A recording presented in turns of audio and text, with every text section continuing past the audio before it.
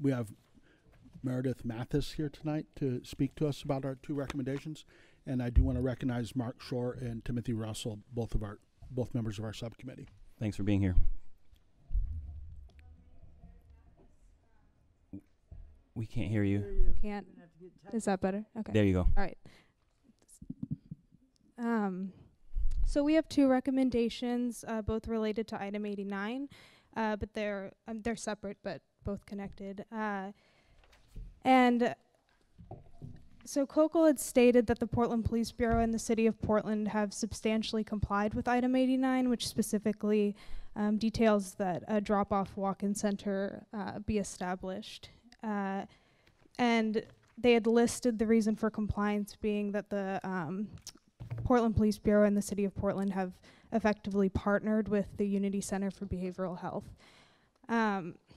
So the first issue is that Unity is not a walk-in center. It's not just that it's not a sufficient walk-in center, it's that it is, by definition, not a walk-in center. It is a hospital-level psychiatric emergency service. It was never intended to be a walk-in center. We have a list of bullet points we provided in the recommendation itself that we want COCL to consider.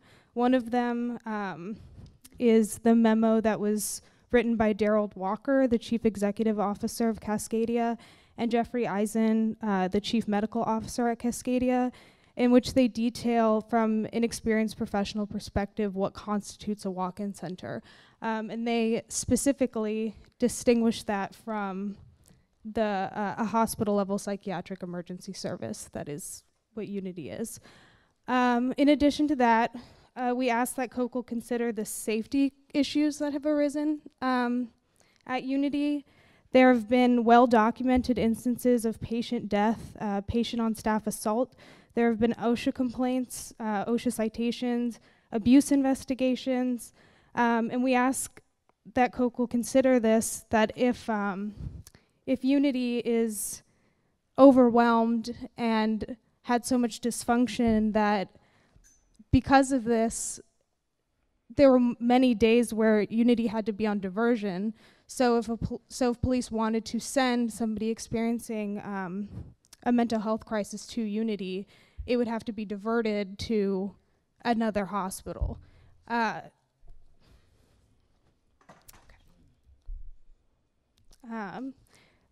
So, and then in addition to that, we ask that COCL look at the testimony provided from persons who have been patients at Unity Center.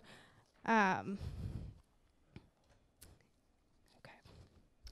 we've noted that police officers can have people experiencing a mental health crisis transported by ambulance to Unity Center, but multiple reports show patients often escalate in this process, leading to more police involvement and an escalation in force, resulting in arrest, incarceration, or forced hospitalization.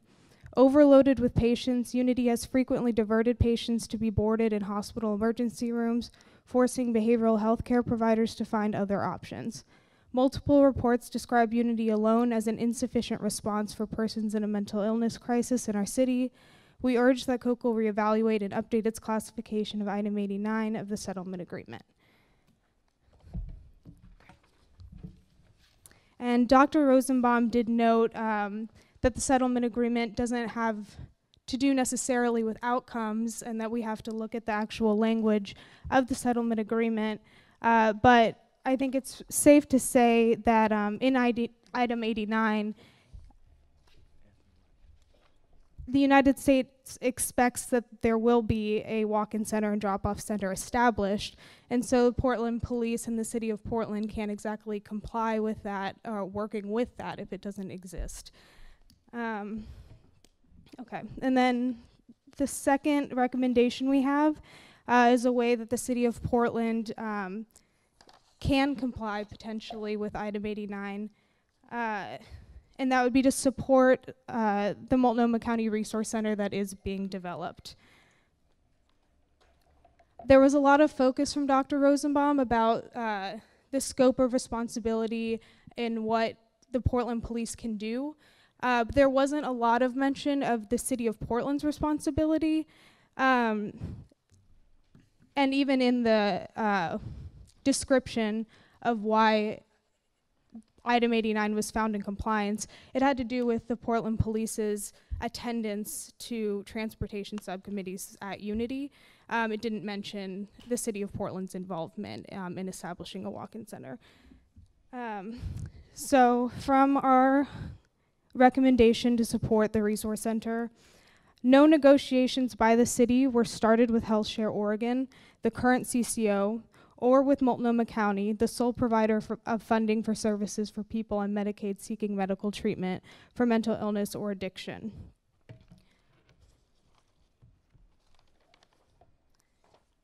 So to that extent, the scope of what the city can do in relation to the settlement has not been met.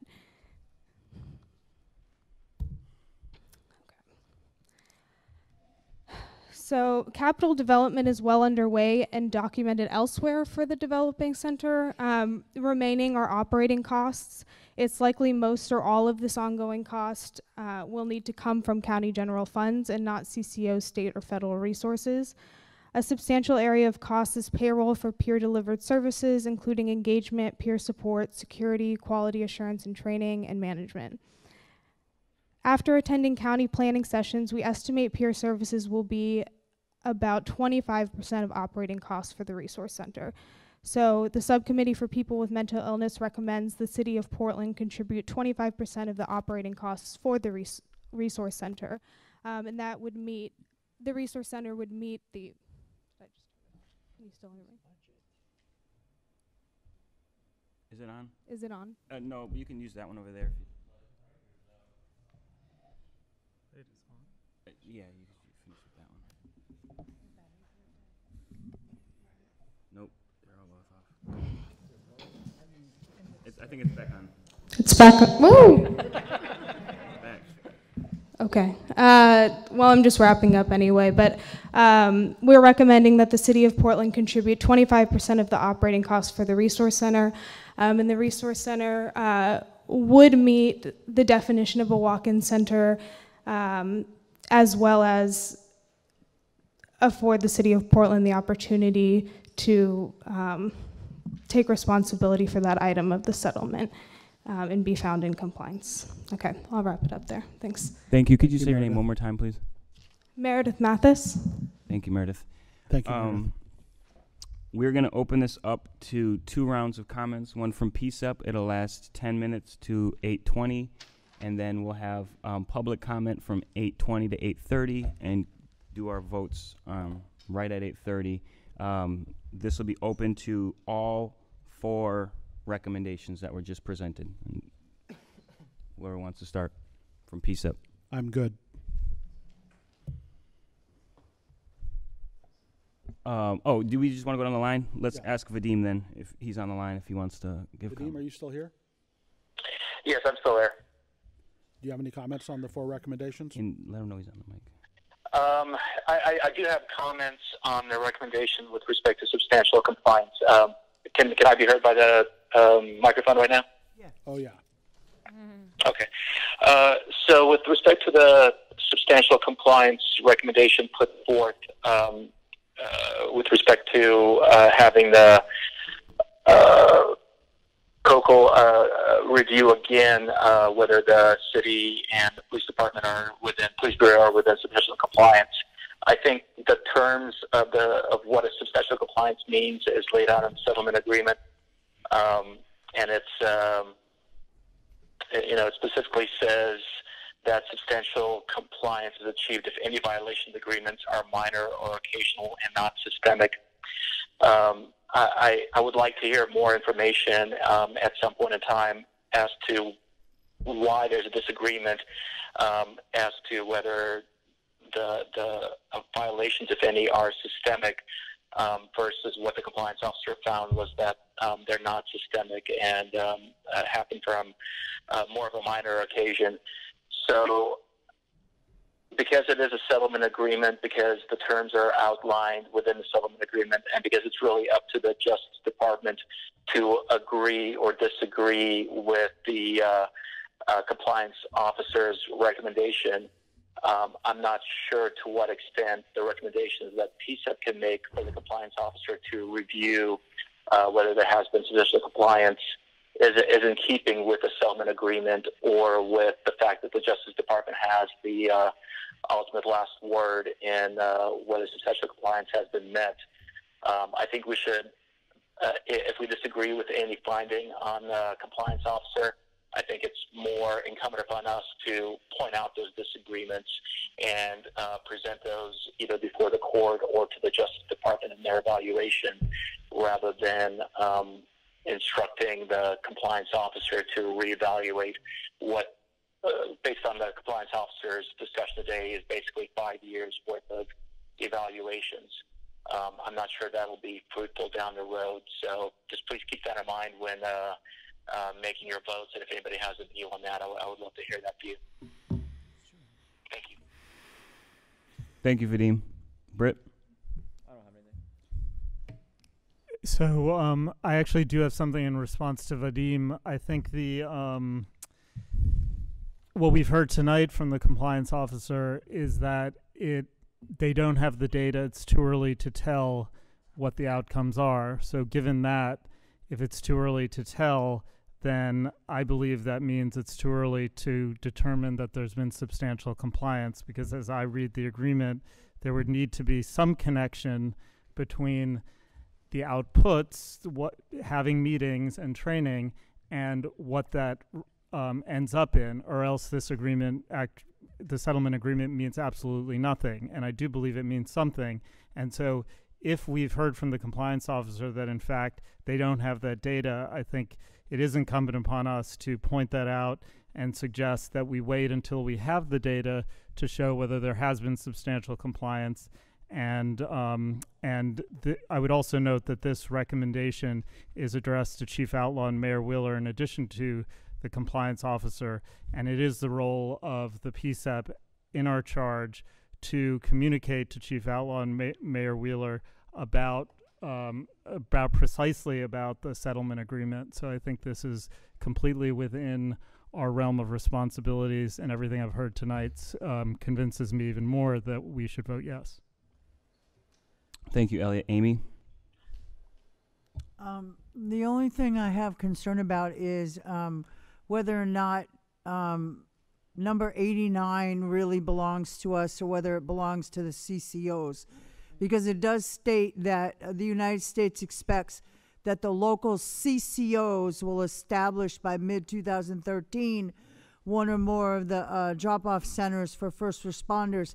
And if you'd have been around like I was back in the design of the CCO in this conversation with Unity, it was more or less to give the police officers a place where they could legally take clients without having to have a referral system. So Unity was built so that it could be an instant place for police to take folks in serious crisis to get care without having to go through the standard referral process for getting into these inpatient beds. So I just want everybody to know this recommendation still stands with the CCOs being responsible, which is not a city event. So I just want everybody to be aware of that. Thank you. In response, I'd like to note that we're responsible for the entire document, the settlement agreement. We're not responsible for certain specific items. The only things I would add to the mental illness subcommittee recommendation, when it says 2 members of PCCEP, I think we should just put it to, and I know this is really technical, but I think it should just go to who we're trying to give it to.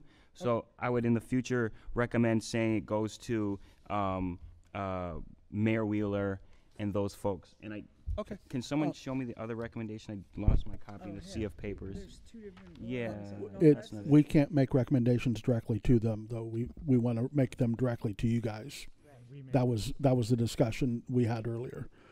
Okay, okay. The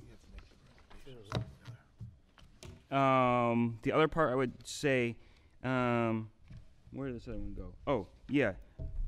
In the second one, it said, item 89 is arguably the most expensive and complicated thing of the settlement agreement. It has not been discussed by COAB or PCCEP. I feel like that kind of just takes away a little bit from PCEP, because you guys did discuss it within your subcommittee, and that is part of PCEP. So I just think that would just kind of detract from it a little bit. So I would probably just scratch that line out. Other than that, I think both of them look great. Okay. I don't have anything to add. On the, I just want to see where we stand with the funding for this, item 89, that, and with the new CCO 2.0, the Medicaid, population goes to the CCOs and not to Multnomah County. So, I think it needs to be a little bit more research, and I wanted the, city attorney to kind of comment on the responsible party for this, and if we can, ask for money and provide resources.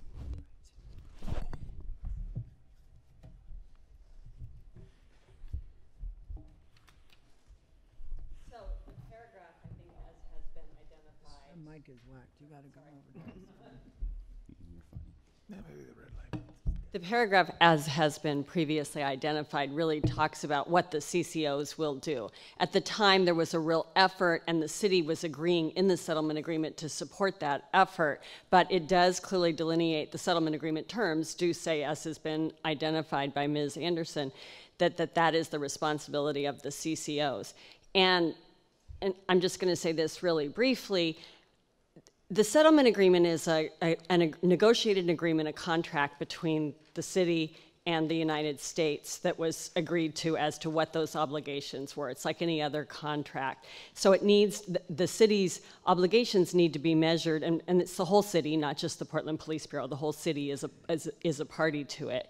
And so what I would argue and will argue is that the specific obligations that are set forth in the agreement are what need to be met for substantial compliance. And just to follow up on what Dr. Rosenbaum said, that does not mean that there is not a lot of additional work to be done. That does not mean that the PCEP should not identify and carry forward many things outside of the settlement agreement. But I think the question for you all as you look at this is, are you looking at the specific terms of the settlement agreement? And nothing in the settlement agreement, I would say, and I freely acknowledge I am the city's lawyer, right? So take that for what it is. I mean, that is my client. But nothing in the settlement agreement obligates the city to fund community mental health services. That is not generally the function of a city. That's a function of community care organizations, the county, the state. And so the city did commit to work toward establishing those goals, but the city did not agree to assume those goals. Excuse me, before you leave, you mentioned that you agreed, that the city agreed to support it, item 89, and you also called it a contract. Am I mistaken? Correct. Thank you. Good cross-examination. Are you finished, Lakeisha? Yeah, I just wanted to see where we stood to not make unreasonable goals. Perfect. Thank you. Andrew? Just one comment from me, and it's and I appreciate the subcommittee bringing these and explaining them to us. So thank you. I want to explain one of my no votes, which will be on the recommendation for the 25% support.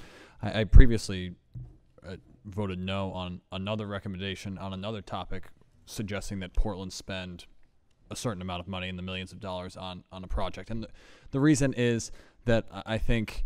There are an extraordinary number of public needs in this city, in this county, in this state, in the country. They exceed our revenues, and as a result, we have to make very difficult choices as a community together about what we prioritize. And I am not prepared from where I sit to say that the city of Portland and the taxpayers that include everyone in this room should support this at 25% or 45% or 0%. But rather believe in the broader goal of more adequately funding and supporting mental health services. So I wanted to explain why I'm voting no on that one. Thanks. Thank you. And just so you know, we are into the 10 minutes of the community, but we're going to keep going just so we can get through everybody's comments. Yolanda? I don't have a question at this time. I just wanted to say thanks for shortening the PCCEP recommendation proposal process for community members. It's a lot easier to read and understand now. Thank you for that comment. Steve? Yes, I appreciate the work on this, and maybe I'll disagree with the funding because it's such a crisis for our city. The mental health crisis is a major crisis. Saying that, and so they did some good work here. Regarding the actual, compliance, I think that, I feel like legally, probably all the things have been met. The work of this committee is to go beyond what's legal and go beyond that. So I don't have a problem saying, yes, you have met all the requirements in the settlement, except for the one about this committee's work with the community engagement plan. I don't feel really like I think that not sure that we really did that connected together with the police like we should have. And so I would disagree with that because we have experience with that versus the others. We don't know about the other components, but with that, I think that we're given something and it kind of went through, and now our job is to make sure that all those things actually come about and maybe get added to next time around. So that's the one I'd struggle with. Agreed. Andrew, I just want to mention there that the subcommittee on settlement agreement and policy hosted a forum with the police department about the community engagement plan. We asked questions about it. We brought recommendations to the full board. We passed those, and they were integrated into the plan. Could we have done more? Sure. But I just want to make sure that we remember what exactly we have done in this arena. Thank you. Mr. Sachs, final word.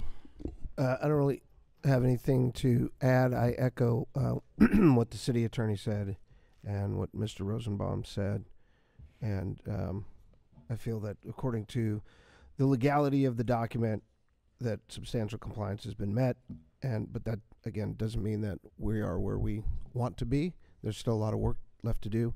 And PCCEP, Portland Committee on Community Engaged Policing, to me, means being engaged with the police, and vice versa, the community and the police engaged. That takes a lot of trust and relationship building, and PCCEP has to be a part of that and leading that, and we still have a lot of work to do in that area.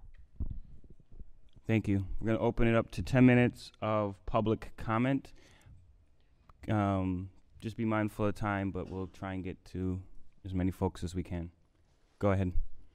Please state your name. My name's Tim Ledwith. I'm a housing case manager with transition projects, and for the last 2 years I worked as a residential advocate at our Willamette Center shelter. I just wanted to comment that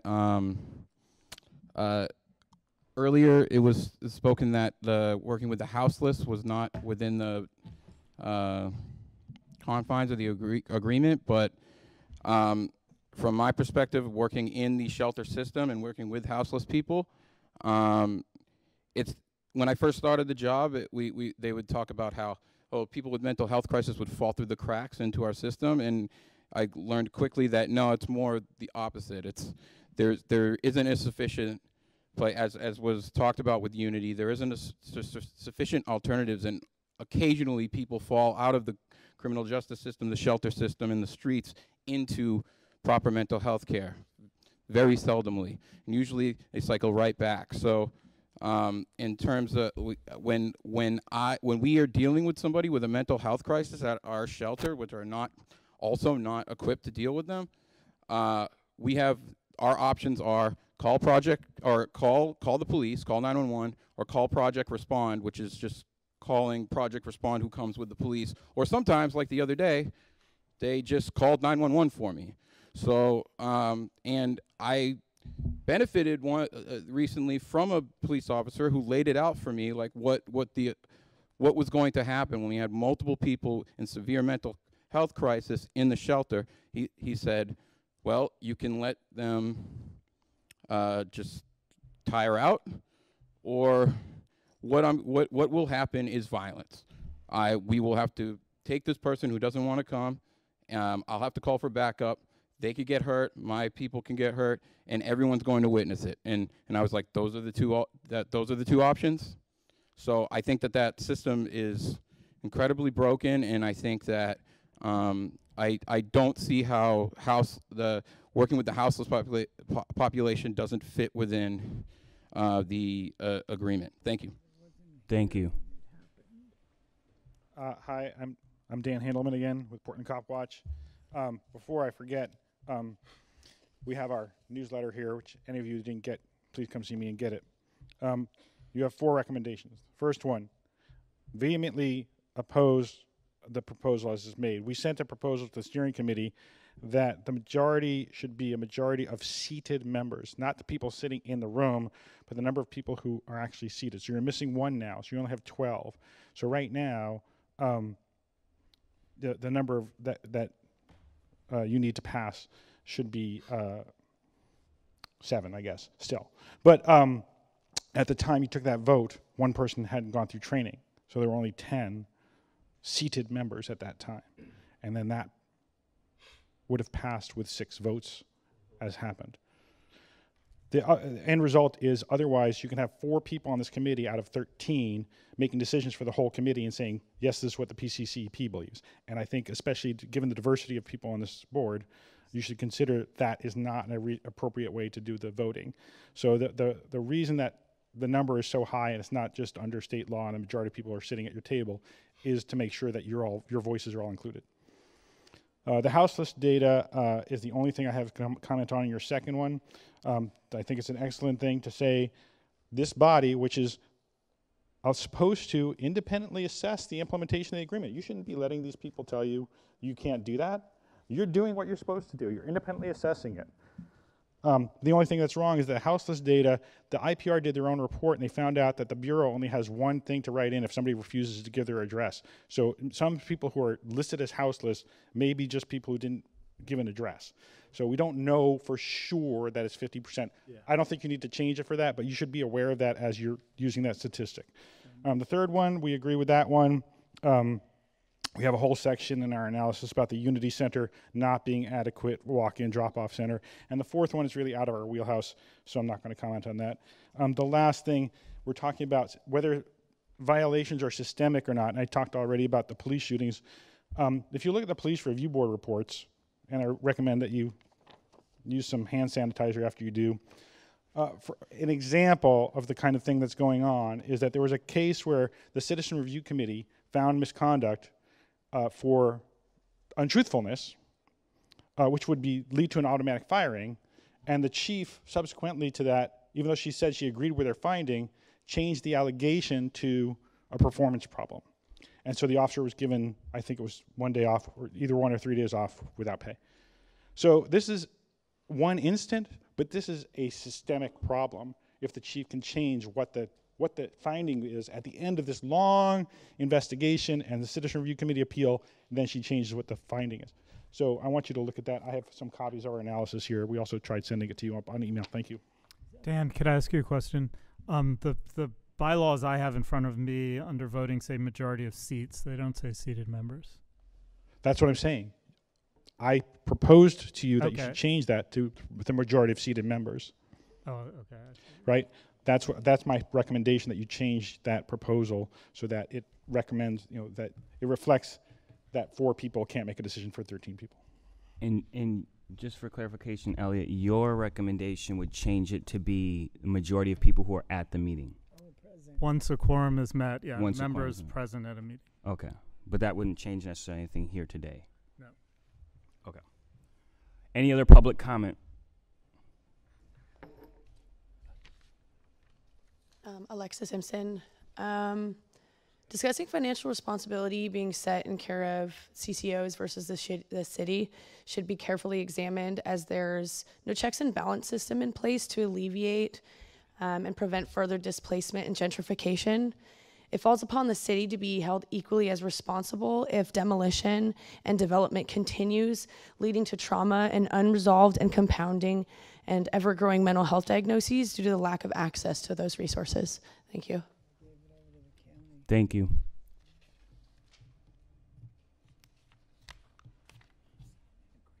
Is it okay if I make further comment? I don't know if it's Absolutely. Okay. You got about 2 minutes left. It's short. Okay.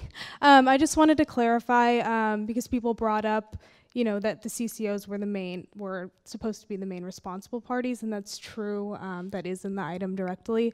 The reason I was focusing on the actual COCL evaluation of compliance was because what they were saying made them in compliance was that the PPB was sufficiently partnering with the Unity Center for Behavioral Health. And so the fact that that compliance rested on the partnership is connected to why we're putting it more on the city.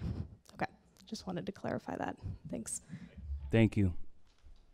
Any further public comment? Okay, any changes based on the feedback we just received to any of these 4 recommendations? All right, we are going to go recommendation by recommendation and vote. Yeah. The one recommendation that you mentioned, I think we can change that. Which one? Could you state it for us just so we know what you're talking about? Use your microphone too. Yeah, I am. Where was it? Oh, the part about COAB or PCCEP being discussed? I You can't. mean the bylaw one? Yeah, I That's can't. not- there's no No, paper on that. no. The one where we can just remove PCCEP from that. Okay. The first sentence. Yeah. Where it says item 89 is arguably the most expensive and complicated portion of the settlement agreement. Yeah. Okay.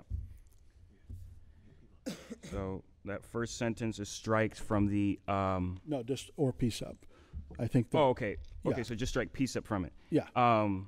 Okay. So this is recommendation on item 89, support for Multnomah County Resource Center. It's the one-pager, and it reads, and yet it has not been discussed by COAB or PCCEP, and Patrick is striking out or PCCEP from that, so it would just read, has not been discussed by the COAB. Period. COAB. Okay, so we are going to vote on recommendation number 1. Was there a title for that? Bylaw change? We'll just call it bylaw change. We're going to go right down the row, starting with Sam. So we want a yes, no, or abstain vote for recommendation on the bylaw change. Yes. Steve? Yes. Yolanda? Yes. Andrew? No. No. Lakeisha? No. Yes. Marcia? No. For me. Go ahead. I think with the bylaws one, it's a little confusing because there was too many things thrown out. But as it was read, the change would be that it's whoever is present at the meeting. So if we have, barring quorum, Provided we have the quorum of 7. Okay. First, and then the vote. So I just voted no. Amy? Yes. Elliot? Yes. Vadim? Yes. Britt? No. Patrick? Yes. Okay, so that passes with 1, 2, 3, 4, 5, 6, 7, 8 votes. Recommendation 2, recommendation to define outcomes for substantial compliance. We're going to start with Steve. Steve? Oh, sorry, Sam. No. Steve. No. Yolanda. No. Andrew. No. Lakeisha. abstain. Marcia. Abstained. Lakiana, yes. Amy. Yes. Elliot. Yes. Vadim. No. That was a no vote. Britt. Abstain. And Patrick. Yes. Okay, that was voted down. It's 1, 2, 3, 4, 5 no's. 1, 2, 3, 4 yeses. And 3 abstains. 1, 2, 3 abstains. Okay, recommendation 3. This is the, I need that one again. Recommendation to reevaluation and update of item 89, starting with Sam. No. Steve, Yes. Yolanda, Yes. Andrew, Yes. Lakeisha, Yes. Marcia, Yes. Lakiana, yes. Amy, I need a little clarification. sure, go ahead. What's the yes and no vote about? The yes is saying that the COCO should reevaluate and update their substantial compliance of item 89. Okay, then I vote yes. They should. Yep. Elliot, Yes. Vadim. No. There was a no vote. Britt Yes. and Patrick. Yes. Okay, so that's 1, 2, 3, 4, 5, 6, 7, 8, 9. No, that's more than that. 1, 2, 3, 4, 5, 6, 7, 8, 9, 10 yeses and 2 noes. Sorry, let me just record that. And then recommendation number 4 is So just to be clear, that one passed. correct. Sorry, yes, that Under one passed. any version of the bylaws. Yep.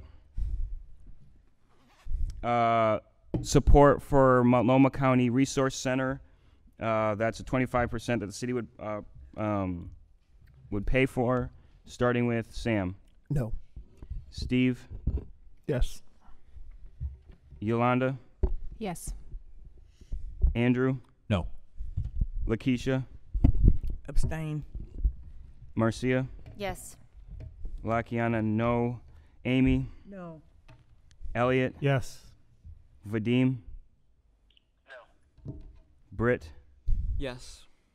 Patrick. Yes. 1, 2, 3, 4, 5, 6. Let me just go 1, 2, 3, 4, 5, 6. So that's 6 yeses. It does not pass. It needed 7. So it's 6 yeses. We had 1, 2, 3, 4, 5 noes and 1 abstain. So just to recap all of that, recommendation number 1 on the bylaw change passed with 8 yes votes. Recommendation 2 on the outcomes for substantial compliance did not pass. Recommendation 3 on the reevaluation update of 89 did pass. And then recommendation 4, the support for Multnomah County Resource Center did not pass. So 2 bylaws passed, 2 did not. That is going to conclude our meeting. I know. Sorry, I'm getting multiple things. What's that? Yep, I know you wanted to say something. Vadim, were you about to say something? Okay, we're going to close it out with some words from Sam. For those of